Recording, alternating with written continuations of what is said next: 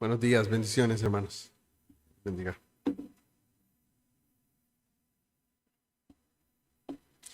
Seguimos en nuestro estudio de la confesión. Estamos en el capítulo 4 de la creación, que tiene que ver con la creación, con la doctrina de la creación. Vamos a orar. Dios y Padre nuestro, gracias damos por tu palabra, gracias damos por esta hermosa y preciosa doctrina que es el conocer y entender aquello que tú has revelado con respecto a la creación. Tú has hecho el mundo y todas las cosas que en él hay, Señor. Tuyas son y a ti te pertenecen. Así nosotros también te pertenecemos, Señor. Ayúdanos a ver la majestad y la gloria tuya revelada en tu palabra, entendiendo y dando gloria a tu nombre a través de la creación que has hecho, Señor. En el nombre de Cristo Jesús. Amén. Hemos ido a través de este capítulo 4. En esta mañana continuamos el estudio de nuestra confesión, la Confesión Bautista de Fe de Londres de 1689. Recordamos que somos una iglesia confesional. Nos apegamos o nos adherimos a una confesión de fe histórica. Esta confesión de fe fue confirmada por los hermanos bautistas particulares en el siglo XVII. Ellos buscaban reconocer delante del mundo cuál era su doctrina, cuál eran las cosas que creían y cuánto ellos se apegaban a la ortodoxia cristiana a través de los siglos. Vimos ya en el párrafo 1 de nuestra confesión, en el capítulo 4, párrafo 1, vimos los puntos o los temas que eran tocados en ese párrafo. Eran el tiempo de la creación, fue creado en el principio, el autor de la creación, Dios Padre, Hijo y Espíritu Santo, cuál fue el propósito de la creación, la manifestación de la gloria de su poder, sabiduría y bondad eternos, la extensión de la creación, qué cosas fueron las que fueron creadas, bueno, el mundo y todas las cosas que hay en él, ya sean visibles o invisibles, la duración de la creación, claramente fue un lapso de 6 días, de 24 horas, como los conocemos hoy. Y Dios descansó uno. Luego, el resultado de esta creación. Claramente la Biblia nos confirma una y otra vez que todas las cosas fueron hechas buenas. Y termina ese capítulo diciéndonos que fueron hechas muy buenas. El párrafo 2, vimos un par de puntos la semana pasada con respecto a la naturaleza del hombre. Cómo fue constituido el hombre en cuanto a la particularidad de la creación del hombre, ¿verdad? Hecho aparte de todas las demás criaturas, hecho por la mano de Dios, ¿verdad? En su creación y Dios soplando aliento de vida en él, dándole vida, ¿verdad? Entonces vimos esa constitución del hombre en haciéndole Dios, no solamente particularmente en eso, sino también dándole una identidad y un diseño de Dios, el cual conlleva un propósito. Ese diseño de Dios está declarado en que el hombre, la humanidad fue hecha hombre y mujer, Adán y Eva, para llevar a cabo un propósito, el propósito de reproducirse. Hoy iremos al punto 3 de ese párrafo y culminaremos con el tercer párrafo de la confesión. Los puntos para hoy serían la integridad del hombre, su conciencia y su libertad. Vamos a leer el párrafo 2 de nuestra confesión. Dice, el párrafo 2 del capítulo 4, perdón.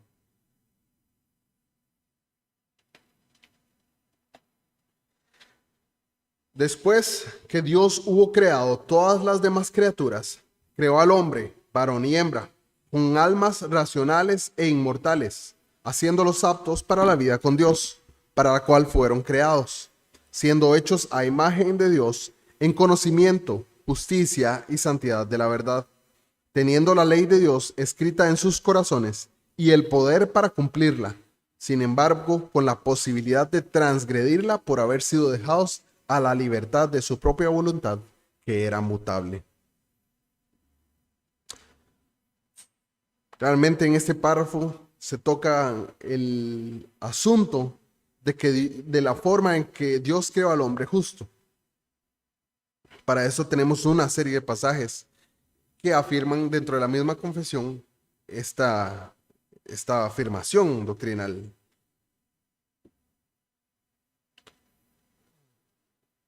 Comentamos anteriormente la consistencia del hombre con respecto a su consistencia en Adán y Eva, en hombre y mujer. Fue creado para llevar el mandato divino de reproducirse y de llenar la tierra.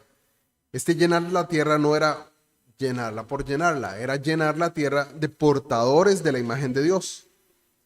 Recordamos que esos portadores de la imagen de Dios hemos sido hechos nosotros, somos portadores de la imagen de Dios y somos llamados a reflejar, a andar en semejanza de Dios. Nuestra confesión también trata el hecho de que esos portadores de la imagen de Dios les fueron dadas capacidades específicas y particulares en cuanto a cómo debían reflejar esa imagen de Dios.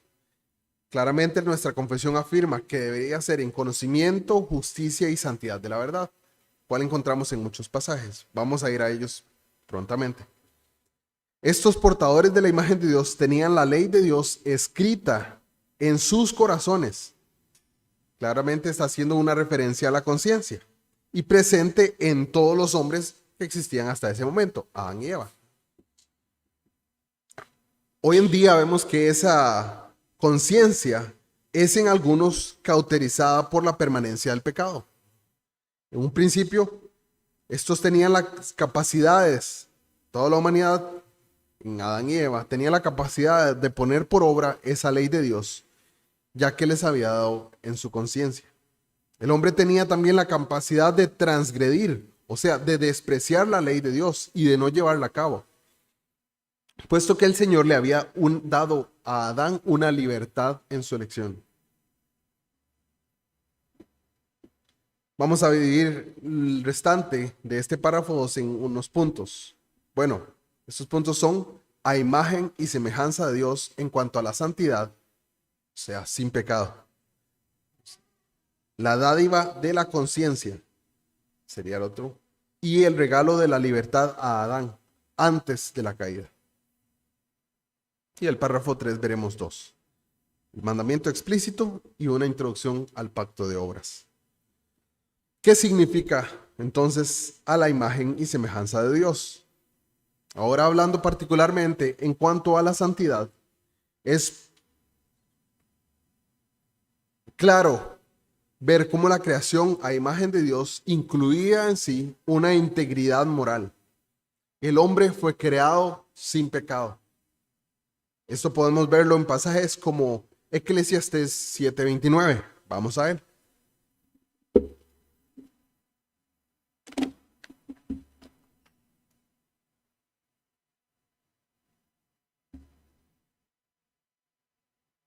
Eclesiastés 7:29.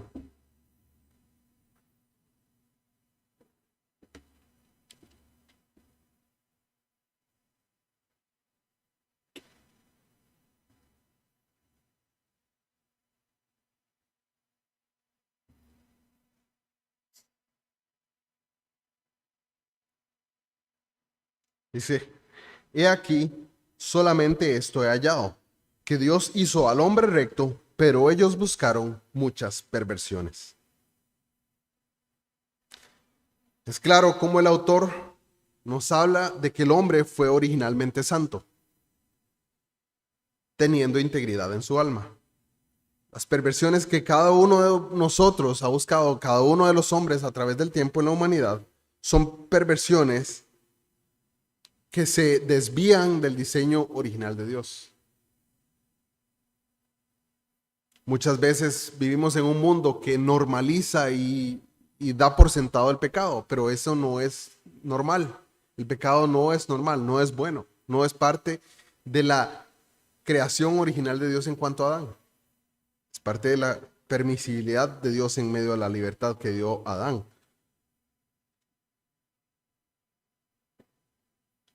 Esto es claramente malo. El pecado, la rebelión en contra de la ley de Dios, no se conforma al estado original del hombre. Veamos otro pasaje, Colosenses 3:10.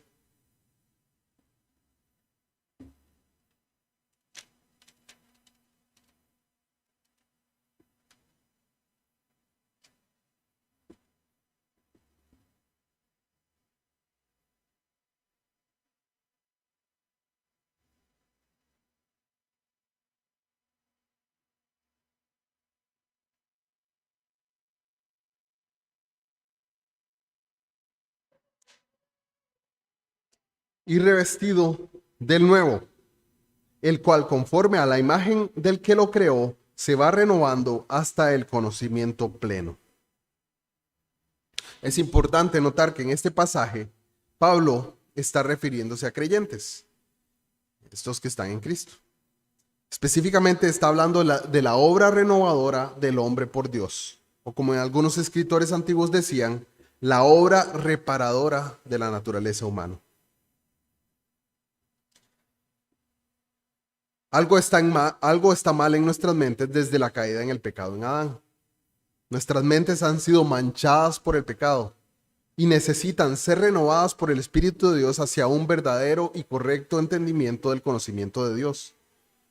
Cuando se habla de conforme a la imagen de lo creó, está hablando de esa renovación, básicamente de darle de nuevo esa imagen en la que fue hecho al principio, esa imagen, esa misma imagen en la que los creyentes somos y estamos siendo conformados por la permanencia del Espíritu Santo en nuestras vidas. Muchas veces caben dudas en cuanto a la santificación, el proceso de santificación en el cual vivimos, pero esta santificación va avanzando en el creyente y siendo conformado cada día más y más en la imagen del mismo Señor Jesucristo, en la santidad plena que Él tiene y que Él da a aquellos que son de Él. Efesios 4, 22 al 24 continúa aclarándonos más aún acerca de este detalle. Vamos a Efesios 4, 22 al 24.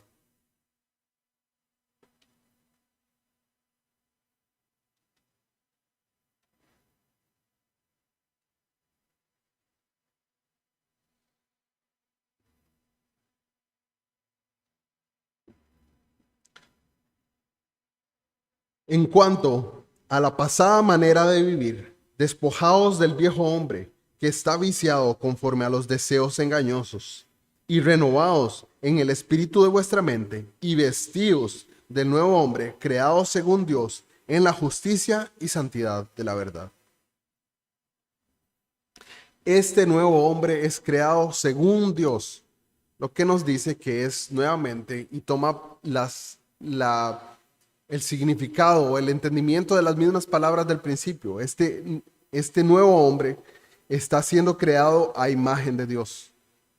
Esta es la obra renovadora, este es el nuevo nacimiento. Y esto implica esa nueva creación en justicia y santidad de la verdad, como lo fue en el principio, en Adán.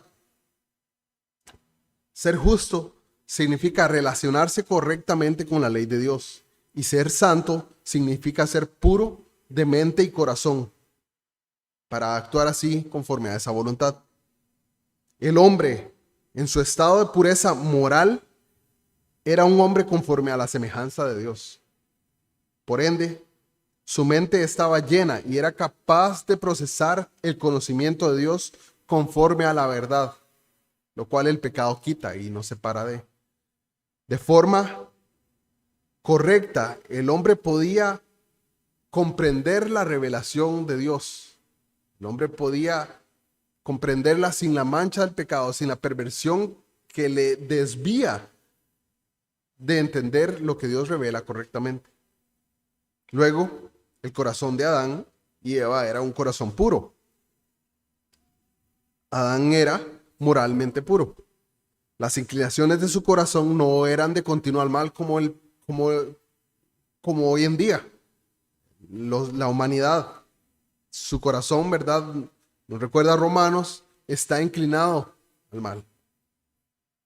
Sino aquello que sino era conforme a aquello a lo que Dios le había dado. Su voluntad entonces actuaba y se alineaba a la ley de Dios. Ese era el orden que Dios había dejado a la humanidad. Eso significa entonces ese asemejarse a Dios en cuanto a su santidad. En medio de esa frase de la confesión nace algunas veces confusión, porque se pregunta si esto es en la forma material o corpórea o en la forma del alma. Claramente, en Génesis 2:7, leámoslo en este momento. En Génesis 2:7 dice: entonces Jehová Dios formó al hombre del polvo de la tierra y sopló en su nariz aliento de vida, y fue el hombre un ser viviente. Claramente en este pasaje de Génesis 2:7, el hombre completo es las dos partes, el polvo de la tierra y el aliento de vida. Dios, al unir ambas, entonces declara: el hombre fue un ser viviente. Así que el hombre, cuerpo y alma, es la imagen de Dios. ¿Cómo podemos entonces tener claridad en este asunto, verdad? ¿Cómo es que el hombre es semejanza de Dios en el cuerpo material y en su alma espiritual? Bueno, mi explicación probablemente podría quedarse corta, por eso cito a Richard Barcellos en el siguiente párrafo. Dice: al igual que la creación, los cielos cuentan la gloria de Dios, del mismo modo que las cosas invisibles de Él, su eterno poder y deidad, se hacen claramente visibles desde la creación del mundo, siendo entendidas por medio de las cosas hechas. Asimismo ocurre con el cuerpo del hombre. Es un conducto creado a través del cual el hombre es la imagen de Dios en la tierra. Herman Bavinck dice: todas las criaturas son encarnaciones de pensamientos divinos, y todas ellas demuestran las huellas o vestigios de Dios. Esto también se aplica a nuestros cuerpos. La imagen de Dios es lo que el hombre es, no lo que debería ser. Cuando miramos a una puesta de sol, decimos: ya que el sol refleja el poder y la sabiduría de Dios, ya que cuenta su gloria, despliega ante nosotros los atributos invisibles de Dios, su poder y su divinidad. Y ya que el sol es una creación material o física de Dios, por lo tanto, ¿es Dios material o físico? La respuesta es no, ninguna. El sol es un medio creado a través del cual el Dios invisible se da a conocer a sus criaturas. No miramos a un árbol que es creación de Dios y decimos: mira, Dios tiene que ser como un árbol. No pensamos así. O una entidad física que ocupa un espacio. Lo mismo ocurre con nuestros cuerpos. Al considerar nuestros cuerpos, no debemos llegar a la conclusión de que Dios tiene que tener un cuerpo como el humano o como los hombres. Por lo menos no deberíamos hacerlo. Nuestros cuerpos son conductos creados a través de los cuales se ejerce el poder de nuestra alma. Ser creado a imagen de Dios no nos dice tanto de Dios como lo hace de nosotros mismos. A diferencia de cualquier otra criatura, fuimos hechos para representar a Dios en la tierra. Recibimos almas y cuerpos para hacerlo. Pero esto no significa que Dios tenga un alma y un cuerpo como el del hombre. Lo que ha sido hecho a imagen de Dios no hace a Dios como la imagen que Él hizo. Así como vemos una fotografía y decimos: esta es una imagen de cierta persona, no cumple o no tiene esa fotografía todas las características de una persona real. Es un reflejo, una imagen, una proyección, pero no significa que son iguales, significa que es a imagen de. Y esto es claramente lo que la confesión nos está hablando. Igualmente nos lo dice el pasaje de Génesis, los pasajes de Génesis. Entonces vemos cómo el reflejo de la imagen de Dios tiene implicaciones con respecto a la forma en que vivimos dentro de este cuerpo material y en la acción de nuestra alma espiritual.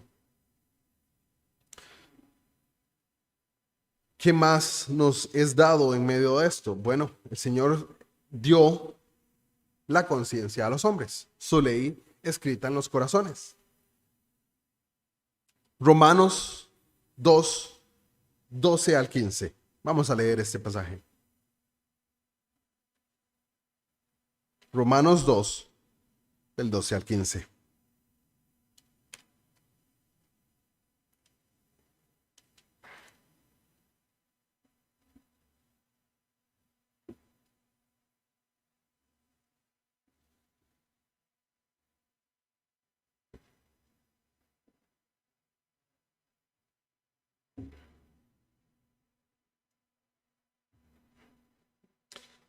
Porque todos los que sin ley han pecado, sin ley también perecerán. Y todos los que bajo la ley han pecado, por la ley serán juzgados. Porque no son los oidores de la ley justos ante Dios, sino los hacedores de la ley serán justificados. Porque cuando los gentiles que no tienen ley hacen por naturaleza lo que es de la ley, estos, aunque no tengan ley, son ley para sí mismos, mostrando la obra de la ley escrita en sus corazones, dando testimonio a su conciencia y acusándoles o defendiéndoles sus razonamientos. Hoy en día, la mayoría de personas suele profesar el relativismo moral, afirmando que lo que es cierto para una persona desde el punto de vista ético podría no serlo para otra. Entonces se dice, bueno, esta es su verdad, no, esta es mi verdad. ¿Verdad? Es verdad. Es lo que vemos hoy en día. Sin embargo, si le robamos la billetera o el bolso a un relativista moral que se autoprofese de esa forma, no dirá, ¿qué importa? De por sí es su verdad. Exigirá que se la devolvamos. Incluso pedirá ayuda a la policía y pedirá justicia. ¿Qué sucede entonces con ellos? Bueno, incluso los relativistas morales esperan que se cumpla el mandamiento de no robarás. Y que este mandamiento no sea cierto solamente para ellos, sino para todos, que sea aplicado universalmente. Entonces su relativismo moral ya ahí no le sirve tanto. Un verdadero relativista moral nunca esperaría que otras personas cumplieran el mismo código de leyes que él debe cumplir.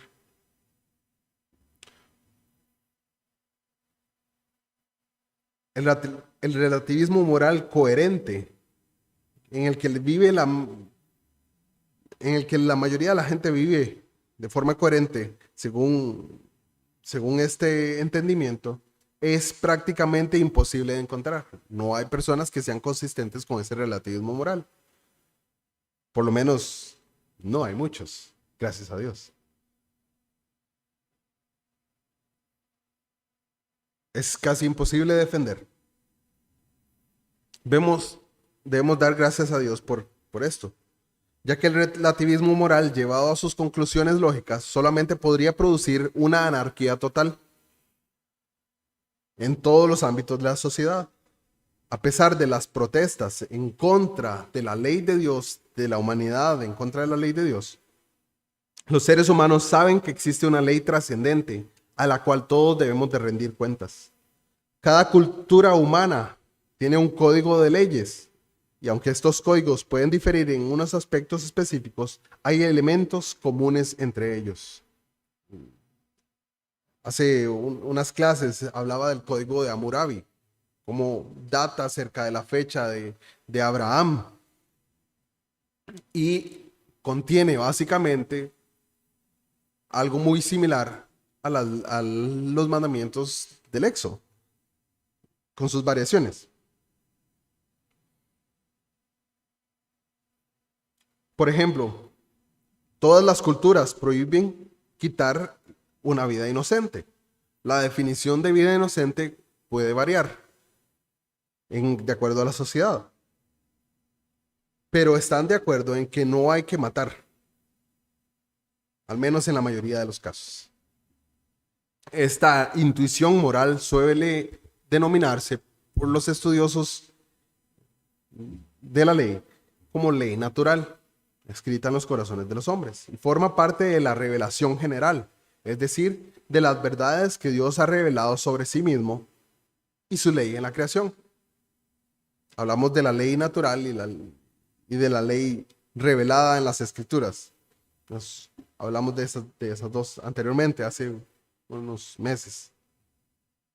La Biblia es necesaria para conocer el plan de salvación de Dios y para una comprensión más completa de lo que Dios exige. Pero uno no necesita una Biblia para tener conocimiento básico de la diferencia entre el bien y el mal. Normalmente esta ley está escrita en la conciencia de todas las personas. Y aún los no cristianos suelen cumplirla.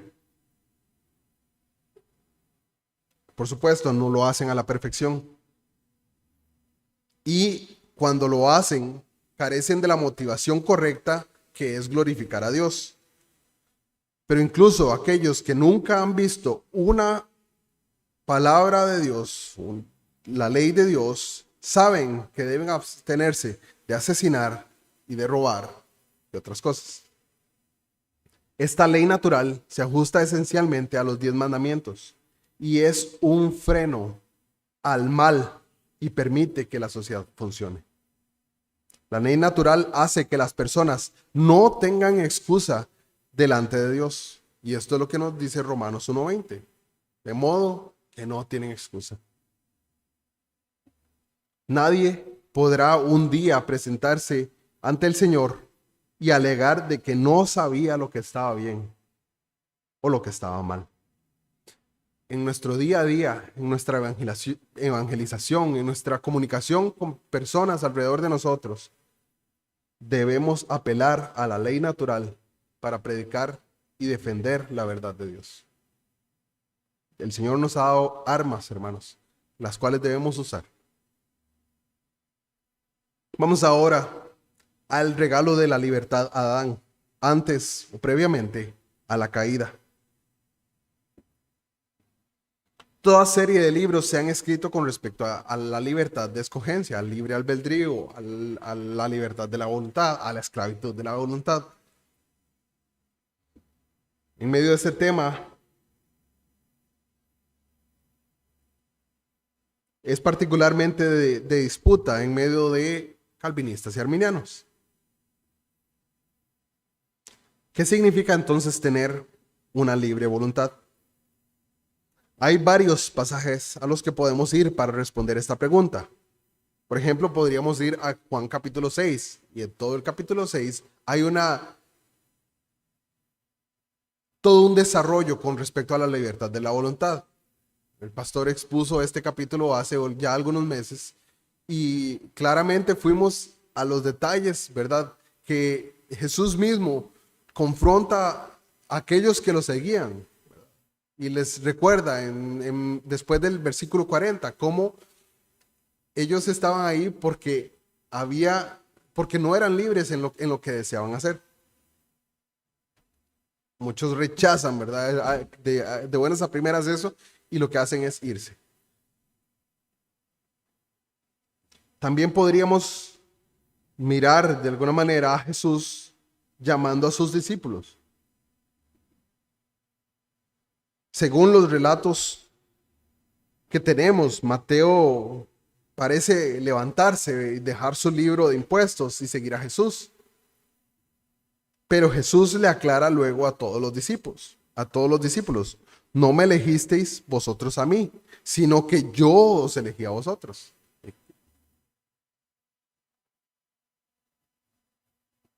Claramente está hablando de esa voluntad que Dios tiene, libre de escoger a quienes Él quiera. En el libro La ciudad de Dios de Agustín, al final de ese libro, dice que la libertad de la voluntad no es un asunto de elección, sino una cuestión del ser. Entonces, la pregunta es, ¿quién es el ser con más libertad? Claramente es Dios. Dios es el ser más libre. Libérrimo le llama nuestra confesión. Luego pregunta, ¿cuándo entonces se tiene la mayor libertad? La respuesta es, la mayor libertad del hombre será cuando esté en el cielo. Bueno, algunos argumentan y dicen, bueno, pero es que en el cielo no podremos pecar, entonces no seremos verdaderamente libres. Bueno, la libertad claramente, como está explicada ahí en la palabra, tiene que ver no con un asunto de elección, sino con un asunto del ser, con un asunto de la constitución del ser.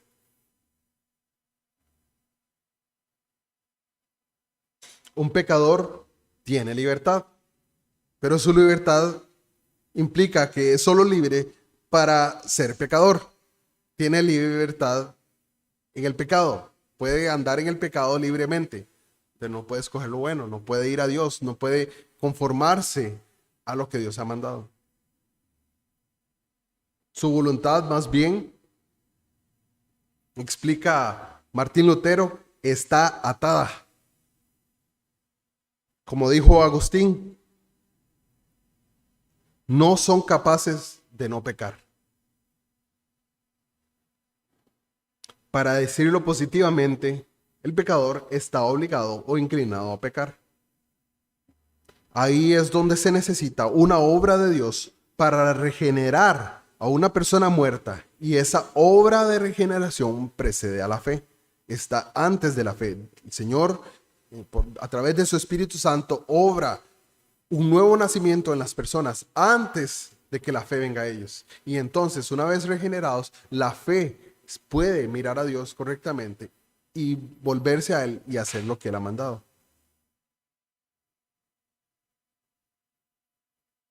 La fe que la persona profesa como creyente es una dádiva de Dios, un don de Dios. Claramente vemos en la Biblia cómo la fe es este regalo de Dios.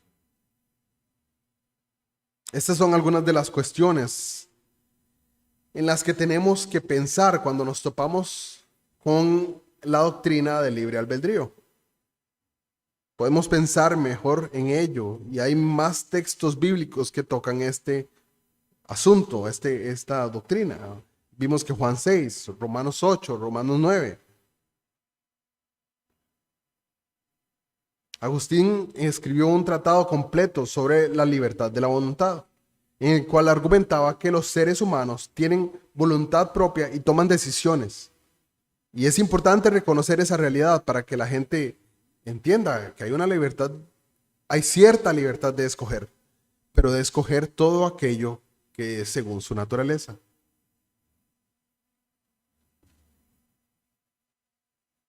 Agustín pasó de explicar cómo uno ejerce libremente su voluntad de acuerdo con su naturaleza. La voluntad no está autodeterminada, por el contrario, actúa y elige siguiendo su naturaleza. Mientras el hombre es pecador, escoge el pecado. Tiene toda la libertad de escoger el pecado. Mientras nuestra naturaleza esté muerta en delitos y pecados, todas nuestras acciones seguirán esa naturaleza. Muchas veces se acusa a los calvinistas de enseñar que los seres humanos son autómatas o algo similar, más parecido a un robot. Pero eso no es cierto, no es lo que la Biblia o lo que la doctrina calvinista enseña. Tenemos una voluntad y tomamos decisiones, y somos responsables de nuestra voluntad y de las decisiones esas decisiones que tomamos. Pero estas decisiones surgen de nuestra naturaleza caída en primera instancia. Hasta que no venga el Señor y renueva nuestra naturaleza, nos da su naturaleza divina, entonces nunca habrá una verdadera libertad. Y este es realmente el punto. Esto es el argumento. A Adán, particularmente, estamos en la creación, le fue dada la libertad de elección. Él podía pecar y podía no pecar. Ese fue el regalo de Dios en cuanto a su naturaleza, en su estado de inocencia. Pero una vez que Adán cayó en el pecado, Adán solo podía continuar pecando. Ya no podía dejar de pecar. Y este es el estado en el cual se encuentra toda la humanidad sin Dios. Está necesitada del poder regenerador del Espíritu Santo. Por eso debemos ver con alegría, con maravilla, el nuevo nacimiento, del cual nos habla Juan capítulo 3.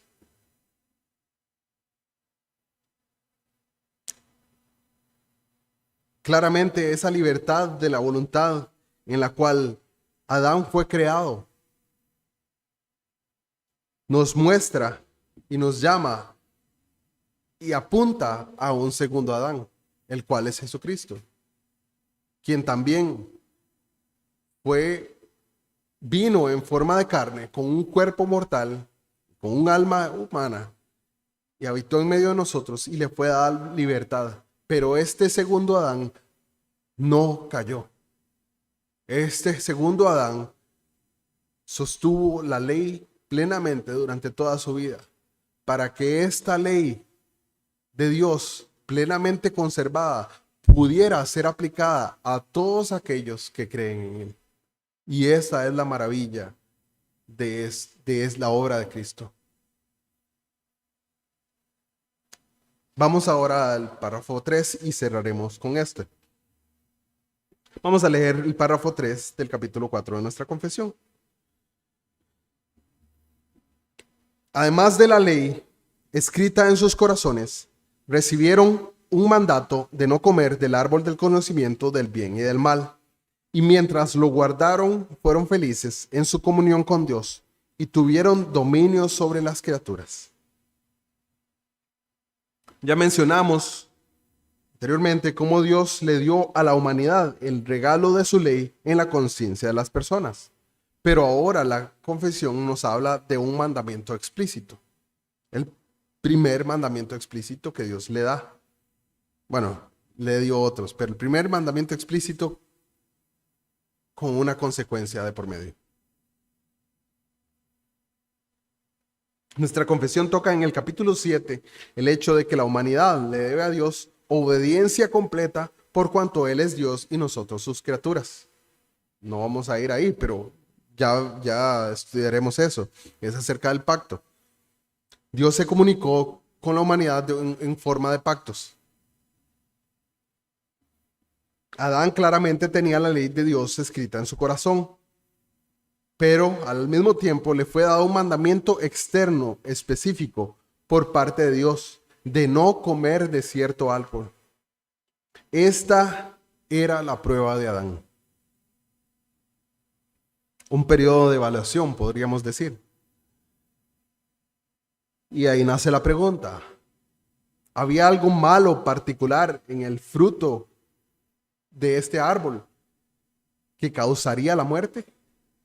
El Señor le dice a Adán: puedes comer de todo árbol que hay en el huerto, mas el árbol del conocimiento del bien y el mal, de ese ciertamente no comerás, porque el día en que comas ciertamente morirás. ¿Había algo malo en este fruto? ¿Era venenoso? No creo que sea el punto en cuestión en medio de la narración bíblica, sino más bien que la desobediencia a Dios y a su mandato explícito, a su mandamiento explícito, se convertía en transgresión al pacto de obras al cual Dios había dado a la humanidad en Adán.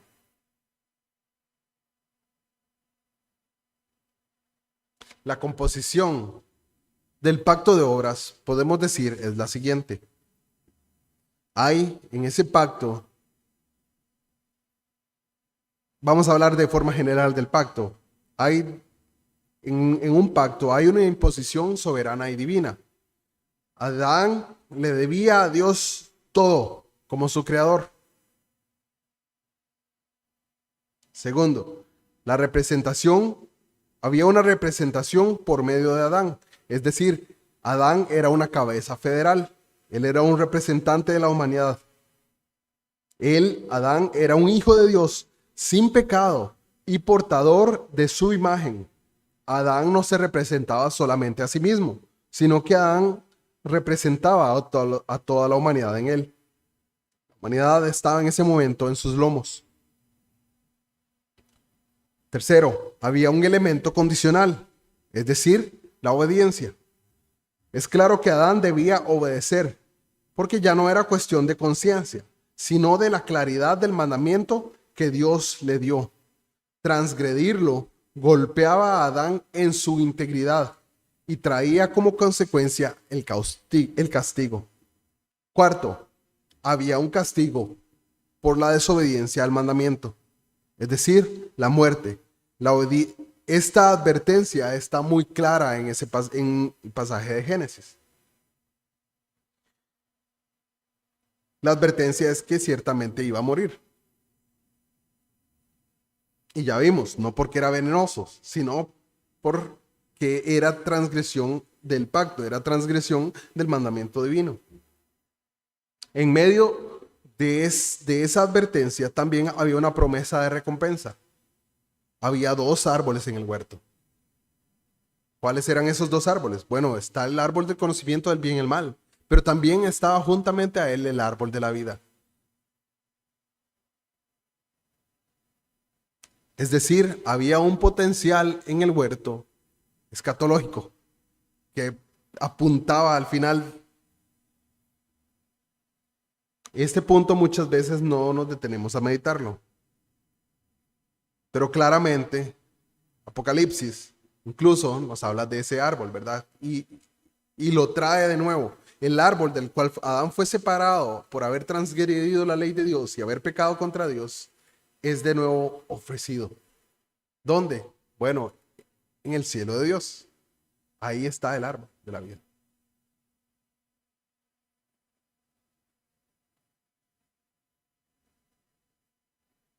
Vemos entonces cómo este párrafo tercero nos habla de cosas que la misma confesión va a ir explicando más adelante en otras doctrinas. Pero lo importante es que recordemos y veamos cómo la creación de Dios es importante y tiene un impacto no solamente en nuestro día a día, no solamente en la forma en cómo vivimos, entendiendo que Dios ha creado todo, que las criaturas, nosotros como humanos, le debemos toda obediencia a Dios por cuanto Él nos creó. También necesitamos ver cómo hay en medio de la creación un anuncio de las cosas finales. Incluso ese anuncio está dado antes de la caída, en el árbol de la vida. Y luego, a la hora de ver y maravillarnos de todas estas cosas, darle gloria a Dios por su creación. Claramente este es el pecado que abunda en medio de nosotros en nuestros días. El entender que Dios ha dado una revelación, que Dios ha dado maravillas en su creación y no darle gracias ni glorificarle como a Dios. Ese es el pecado que en nuestros días trae consecuencias fatales en medio de una humanidad que se aleja cada vez más de Dios. Por eso el llamado a recordarles a los que nos rodean acerca de la creación. No es un tema a debatir, es un tema que glorifica a Dios y que nos ayuda a confiar más en Él. Tengamos una buena mañana. Quedamos así con el receso y volvemos a las 10:30. El Señor les bendiga.